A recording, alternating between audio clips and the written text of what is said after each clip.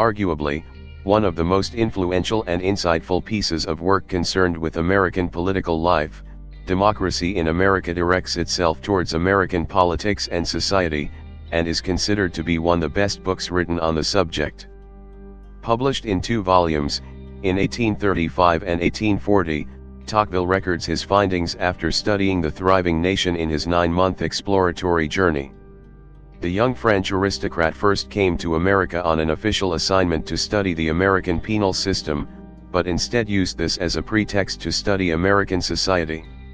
Consequently, he used his time in America to analyze the improved living standards and individual social conditions which were induced by a stable democratic approach.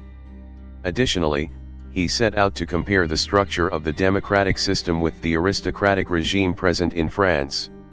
Tocqueville begins his expedition with a description of the shifting social circumstances, as the social and economical standing of men have become more equal unlike its aristocratic predecessor which is slowly disappearing.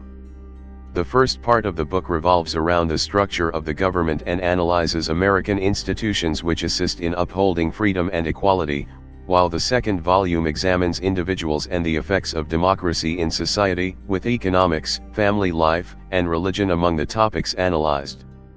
Nevertheless, the young French aristocrat was also conscious of the dangers and threats that could appear as a result of exceeding liberation and equality.